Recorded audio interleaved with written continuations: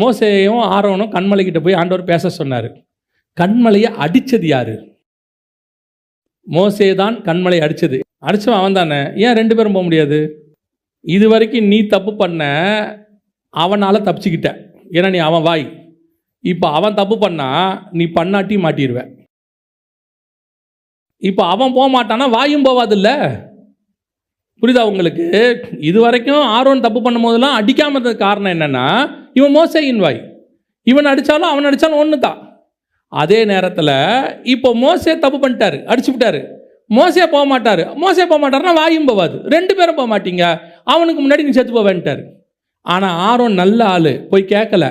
அவன் தானே அடித்தான். நான் ஏன் போகலன்னா அடி திருப்பி சொல்லியிருப்பாரு. அவன் பண்ண கணக்கெல்லாம் மிச்சம் மீதி இருக்குல்ல, எல்லா கணக்கும் உனக்கு தான். இது யாருக்கு அடுத்து பொருந்தும் தெரியுமா? நல்லா கவனிங்க. இது யாருக்கு பொருந்தும் தெரியுமா? அவர்கள் 2 பேரும் ஒரே மாம்சமாக இருப்பார்கள். யாரை பார்த்து சொன்னார்? கணவனும் மனைவியும் பார்த்து. நல்லா மனசில் வச்சுக்கொள்ளுங்க. ஆரோனை விட்டதுக்கு காரணம் மோசே, ஆரோனை தொட்டதுக்கு காரணம் மோசே. மோசே ஒழுங்காக இருந்தால் ஆரோன் பொழைச்சான், மோசே அடித்தா ஆரோன் தொலைஞ்சான். இதுதான் அதோடைய கனெக்ஷன். இப்போ வேதம் சொல்லுகிறது, அந்த 7வது வசனம் திருப்பி வாசிங்க பார்ப்போம். என் தாசனாகிய மோசேயோ இப்படிப்பட்டவன் அல்ல, என் வீட்டில் எங்கும் அவன் உண்மை உள்ளவன். பொதுவாக என் வீட்டில் எங்கும் உண்மை உள்ளவனுங்கிற வேர்டு இருக்குல்ல, இந்த வீட்டில் எங்கும் உண்மை உள்ளவனுக்கு பின்னாடி காடோடைய டெப்த்தை கவனிங்களேன். இவ்வளோ தூரம் ஏன் காடு இறங்கி பேசுகிறாரு, செய்கிறாருன்றது உங்களுக்கு புரியணும்.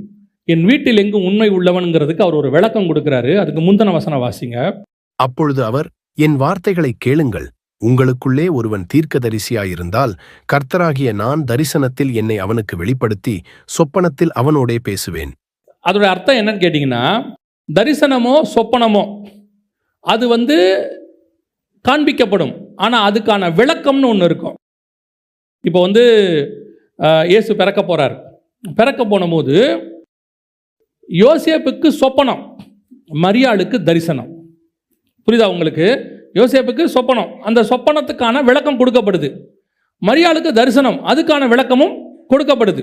இப்போ நேபுகாத்நேச்சாருக்கு வந்தது சொப்பனம், அதே நேரத்தில் தானியேலுக்கு வந்தது தரிசனம்.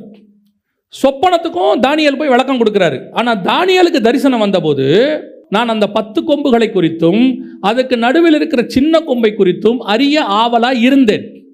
அப்போ அவருக்கு அதுக்கு என்ன தெரியல, விளக்கம் தெரியல. ஆனால் என்ன கிடைச்சிருச்சு? தரிசனம் கிடைச்சிருச்சு, விளக்கம் கிடைக்கல. இதுதான் ஒரு தீர்க்கதரிசியோட கர்த்தர் இடைபடுவது.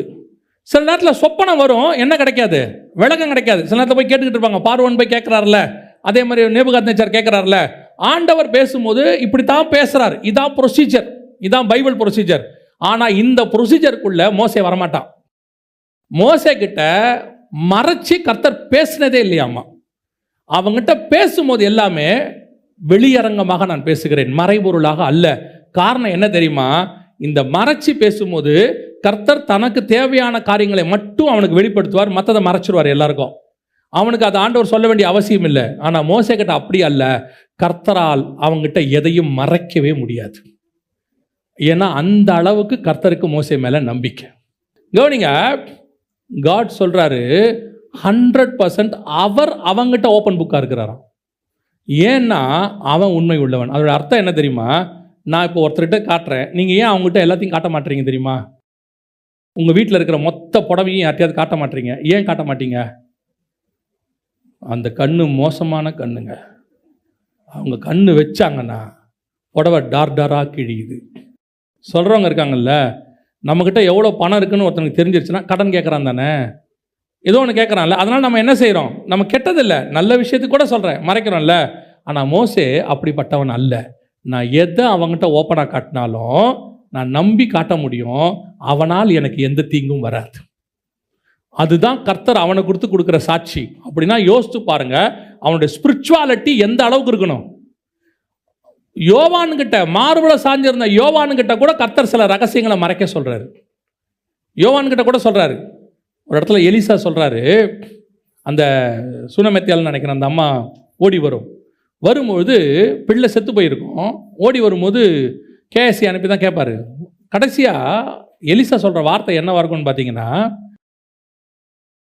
அவளுக்கு உண்டான சோகம் பெரியது, துக்கம் பெரியது. கர்த்தர் அதை எனக்கு மறைத்தார்னு இருக்கும். இவங்ககிட்டையும் மறைக்கிறாரு, எத்தனையோ காரியங்களை கர்த்தர் மறைக்கிறாரு. எல்லாருக்கிட்டையும் 100% எல்லாருக்கிட்டையும் ஓப்பன் பண்ணாருன்னு நீங்கள் என்ன செய்ய முடியாது, பார்க்க முடியாது. ஆனால் மோசே கிட்ட கர்த்தர் 100% ஓப்பன் ஆகிறார். அப்படின்னா அவனுடைய ஸ்பிரிச்சுவாலிட்டி எங்கே இருக்குன்னு பாருங்கள், ஆவிக்குரிய வாழ்க்கை. அந்த அளவுக்கு கர்த்தர் நம்மக்கிட்ட இருக்க முடியுமா? ஏன் அவர் இப்போ மிரியாமும் ஆரோனும் எங்கேயோ பேசிக்கிட்டு இருக்கிறாங்க, இந்த விஷயம் மோசேக்கு தெரியவே தெரியாது. அதை கர்த்தர் கேட்டார்ன்னு இருக்கு, மோசே கேட்டான்னு இல்லை, கர்த்தர் கேட்டார். இவர் என்ன சொல்றாரு, இறங்கி வந்து வலுக்கட்டாயமா சண்டை போடுறாரு. வலுக்கட்டாயமா அது எப்படி நீ பேசுவ மோசையை பத்தி அப்படின்னா, அவங்களுக்குள்ள இருக்கிற ரிலேஷன்ஷிப் பாருங்க. இதுதான் நாம் கற்றுக்கொள்ள வேண்டிய ஆவிக்குரிய சத்தியம். நமக்கும் தேவனுக்கும் நடுவில் இப்படி ஒரு என்ன இருக்கணும், ரிலேஷன்ஷிப் இருக்கணும். இப்போ பாருங்க, தாவீதை சீமேயி பேசுறாரு. சீமேயி பேசும்போது கர்த்தர் இறங்கி சீமேயி அடிச்சாரா? அடிக்கல. தாவீதே சொல்றாரு, விடு பேசட்டும் யோவாபு விடு, இவன் பேசுவது நிமித்தமாவது கர்த்தர் என்ன செய்வார், இரக்கமாக இருப்பார், பேசட்டும்ங்கிறார். சீமையை பேசும்போது கர்த்தர் அமைதியாக தான் இருக்கிறார். ஆனால் மோசையை பேசும்போது இறங்கி வந்து கேட்குறாரு. தாவீது சாதாரண ஆள் கிடையாது, நீங்கள் எடுத்துடாதீங்க. இருதயத்துக்கு ஏற்றவனாய் கண்டேன். அவனுடைய ராஜ்யபாரத்தை இன்னை வரைக்கும் கர்த்தர் நிலைநிற்க பண்ணிக்கிட்டு இருக்கிறார். அவ்வளோ நேசிக்கிறார், அவ்வளோ அவனை பற்றி சாட்சி கொடுக்குறார், மாற்று கருத்து இல்லை. ஆனால் சீமையை பேசும்போது அமைதியாக இருந்த தேவன் மிரியாம் ஆரோனும் பேசும்போது இறங்கி வந்து கேட்குறாரு, எப்படி நீங்கள் பேசுவீங்க? அப்படின்னா மோசேக்கும் தேவனுக்கும் இருக்கிற ரிலேஷன்ஷிப், ஆவிக்குரிய வாழ்க்கை, அந்த அந்த தேவனுக்கு நடுவில் அவனுக்குள்ளே இருக்கக்கூடியதான தொடர்பு எப்படி இருக்கு பாருங்க. இந்த இடத்துக்கு தான் நீங்கள் நானும் வரணும். பல நேரங்களில் நாம் என்ன நினைக்கிறோம், ஆண்டவர் எனக்காக வைராக்கியம் பாராட்டணும். யாராவது ஒருத்தருக்கு உங்களை பற்றி கொஞ்சம் இழிவாக பேசினவன மனசில் தோணுது. என்ன தோணுது, ஏன் ஆண்டவர் எனக்காக செய்ய மாட்டாரா? ஆண்டவர் செய்வார், செய்கிறாரு. நியாய தீர்ப்பு வரும்போது செய்வார், யாரும் இல்லைன்னு சொல்லலை, அது செய்ய தான் போகிறார். ஆனால் அதே நேரத்தில் ஏன் கர்த்தர் இம்மிடியட்டாக, எவ்வளோ பெரிய ரியாக்ஷன் பாருங்க, இம்மிடியட்டாக இறங்குறாரு. அது எப்படி என் பையனை பற்றி நீ பேசுவ? இந்த ரிலேஷன்ஷிப் உங்களுக்கும் தேவனுக்கும் நடுவில் வரணும். அப்படி வரணும்னா அவன் உண்மை உள்ளவனாக இருந்தான். கர்த்தர் நம்புற பர்சனாக மாறணும். நாம் அந்த இடத்துக்கு வரணும். கர்த்தர் நம்பணும், நம்மளை எல்லா விஷயத்திலையும் நம்பணும். அந்த இடத்துக்கு வர அவர் எவ்வளோ தூரம் நம்பியிருக்கார் பாருங்க. அவங்ககிட்ட நான் மறைபொருளாய் அல்ல வெளியரங்கமாய் பேசுகிறேன். இப்போது மோசே எழுதின புக்ஸ் எல்லாம் உங்களுக்கு தெரியும். எத்தனை புக் எழுதினார் மோசே? 5 ஆகமங்கள் எழுதியிருக்கிறாரு. அதில் முதல் ஆகமம் என்னது? ஆதி ஆகமம் இருக்கும்போது மோசேவே இல்லை, யாத்திராகமத்தில் தான் மோசே வராரு. ஆனால் உலகத்தினுடைய கிரியேஷன் அத்தனையும் வெளியரங்கமாய் அவனுக்கு காட்டுகிறார். எப்படி உண்டாகுது, நான் எப்படி படைச்சேன், எப்படி மனுஷனை உண்டாக்கினேன், அவனுக்கு எப்படி எவ்வளோ அழகாக எக்ஸ்பிளைன் பண்ணியிருக்கிறார் பாருங்க. இவ்வளத்தையும் அவர் மறைக்கல, அவங்ககிட்ட இவ்வளத்தையும் மறைக்கல. நீங்கள் இயேசு கிறிஸ்துவை பற்றி எடுத்து பாருங்க, பார்ப்பாட்ட தான் சொல்லியிருப்பார். ஏசாயாகிட்ட கொஞ்சம், சங்கீதக்காரங்கிட்ட கொஞ்சம், யோபு புஸ்தகத்தில், இப்படி ஒவ்வொன்றில் இருக்கும், கொஞ்சம் கொஞ்சமாக இருக்கும். ஆனால் ஆதியாகமத்தில் மட்டும் மொத்த காரியத்தை எக்ஸ்பிளைன் பண்ணி கொடுத்துருப்பார். டோட்டல் பைபிளுடைய மேப்பும் ஆதியாகமத்துக்குள்ள இருக்கும். இதுதான் கர்த்தர் ஒரு மனுஷனை நம்புவது. இதுதான் கர்த்தர் ஒரு மனுஷனுக்காக வைராக்கியம் பாராட்டுவது. இன்னைக்கு நம்முடைய ஆவிக்குரிய வாழ்க்கை இந்த இடத்துல இருக்குதா? கர்த்தர் நம்மளை நம்புறாரா? நம்ம போக முடியுமா அப்படின்னு கேட்டிங்கன்னா, கர்த்தருக்கு உங்களுக்கு நடுவில் இருக்கிற ரிலேஷன்ஷிப் இஸ் இம்பார்ட்டன்ட். அதை தான் கர்த்தர் எக்ஸ்பெக்ட் பண்ணுறாரு. அவன் என் வீட்டில் எங்கும் உண்மை உள்ளவன். எவ்வளோ பெரியதான ஒரு சாட்சி அவனை பற்றி ஆண்டவர் கொடுக்குறாரு பாருங்களேன். இதுக்கு முந்தின அதிகாரத்தில் ஒரு சம்பவம் நடக்கும். இந்த சம்பவத்துக்கெல்லாம் அதான் பேஸ். நான் அதை சொல்லிட்டு முடிக்கிறேன், கவனிங்க. அதுதான் அதுக்கு பேஸ். இதுக்கு முந்தின அதிகாரத்தில் இருக்கும். 11ஆம் அதிகாரத்தில் ஒரு சம்பவம் நடக்கும். நடக்கும்போது கர்த்தர் 70 பேரை கூப்பிட்டு வர சொல்லுவார். 68 பேர் தான் வந்திருப்பாங்க. 68 பேர் மேலேயும் தீர்க்க தரிசன ஆவி வரும். வந்துட்ட உடனே 2 பேர் வந்து பாளையத்துக்குள்ளே இருப்பான். யாருன்னு கேட்டிங்கன்னு சொன்னால், அவர்கள் மேல் வந்து ஒருவன் பேர் எல்தாத், மற்றவன் பேர் மேதாத். இந்த 2 பேர் மேலே தீர்க்க தரிசனம் ஆவி வந்துருச்சு. எங்கே வந்துச்சுன்னா பாளையத்தில் வந்துருச்சு. இவங்க வரல, ஆசாரிப்பு கூடாரத்துக்கிட்ட வரல. நல்லா கவனிங்க, இவங்க மோசே சொன்னதுக்கு கீழ்ப்படிஞ்சு வரல, தேவன் சொன்னதுக்கு கீழ்ப்படிஞ்சு வரல. ஆனால் எங்கே இருக்கிறாங்க? பாளையத்துக்குள்ளே இருக்கிறாங்க. இப்போது பரிசுத்த ஆவியானவர், தீர்க்க தரிசன ஆவி ஊற்றப்படுது. இந்த 2 பேர் மேலேயும் ஊற்றப்படுது. யோசுவா சொல்கிறான் மோசையை பார்த்து, அவங்க 2 பேரும் என்ன செய்யுங்க? தடை செய்யுங்க அப்படின்னு. உடனே இதுதான் நம்ம அத்தனை பேரும் கற்றுக்கொள்ள வேண்டிய மிக முக்கியமான விஷயம். இப்போ மோசே சொல்லுவான் யோசுவாவை பார்த்து, நீ எதுக்காக வைராக்கியம் பாராட்டுற? எனக்காக வைராக்கியம் பாராட்டுகிறாய். அப்படின்னா என்ன அர்த்தம்? பாருங்க மோசே, உங்கள் வார்த்தைக்கு அவன் கீழ்ப்படியவே இல்லை. அதான் அங்கே அர்த்தம். உங்கள் வார்த்தைக்கு என்ன செய்யலை? கீழ்ப்படியல. அப்போ நீங்கள் வர சொல்லியிருக்கீங்க, நீங்க சொல்லியும் அவன் வரல. ஆனா என்ன இருக்கு, கீழ்ப்படியதவனுக்குள்ள ஆவியானவர் ஊற்றப்படுறாரு. அங்க நடக்குது. அவனை பேச வேணான்னு சொல்லுங்க. மோசே சொல்றாரு, இவங்க மட்டும் இல்ல, இஸ்ரவேல்ல இருக்கிற அத்தனை பேரும் தீர்க்கதரிசியாய் மாறினால் நலமாயிருக்கும். இந்த பிராட் மைண்ட் வருமா ஒரு லீடருக்கு? வருமா? ஒரு 6 லட்சம் பேரை லீட் பண்ற லீடர், கர்த்தர் பேசுறாரு, அவனை கண்டா எல்லாருக்கும் ஒரு பயம் இருக்குது. தன் ஸ்தானத்துக்கு ஒருத்தனை கொண்டு வரத்துக்கு எவனுக்காவது ஆசை இருக்குமா? அவன் தான் தீர்க்கதரிசி. கர்த்தர் சொல்றாரு, மோசேயை போல ஒரு தீர்க்கதரிசி முன்னும் இல்லை பின்னும் இல்லை. அவன் தான் தீர்க்கதரிசி. ஆனால் அவன் சொல்றான், நான் மட்டும் இல்லடா, 6 லட்சம் பேரும் தீர்க்க தரிசனம் சொன்னால் நலமாக இருக்கும்.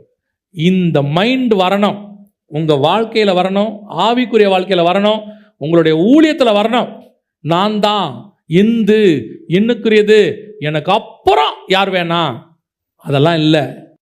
அத்தனை பேரும் கர்த்தருக்கு வல்லமையாய் பயன்பட்டால் நலமாயிருக்கும். சபையே ஊழியக்கமா மாறிட்டாலும் நலமாயிருக்கும். ஆனால் மோசேயோட எண்ணம் எப்படி இருக்கு தெரியுமா? நான் மட்டுமல்ல, அத்தனை பேரும் தீர்க்கதரிசியாய் மாறினால் நலமாயிருக்கும். கர்த்தர் இது கர்த்தருடைய விஷன். அது ஏன்னா இஸ்ரவேல் ஜனங்களை வர சொல்லும் போதே கர்த்தர் சொன்னது என்னன்னா, ராஜரீக ஆசாரிய ஜாதி. அவங்கள பற்றி சொல்லும் பொழுது ஒரு இடத்துல சொல்லுவார், அவங்க யாரு? ராஜரீக ஆசாரிய பரிசுத்த ஜாதி. அப்போ நல்லா கவனிச்சுக்கொள்ள, இவங்க ஆசாரிய ராஜ்யம், எல்லாருமே பிரீஸ்ட், எல்லாருமே ராஜ்யபாரம், அத்தனை பேரும் பிரீஸ்டுட். அப்படி இருந்தால் நலமாயிருக்கும். அதுதான் கர்த்தருடைய திட்டம். இதைத்தான் மோசே எக்ஸ்பிளைன் பண்றாரு. அத்தனை பேரும் தீர்க்கதரிசியாக இருந்தால் நலமாயிருக்குமே. எல்லாருமே கர்த்தருடைய ஆவி, இந்த பிராட் மைண்ட், இந்த எண்ணம் உங்களுக்கு வந்துச்சுன்னா நீங்கள் உண்மை உள்ளவர்களாய் மாறத் தொடங்குறீர்கள்.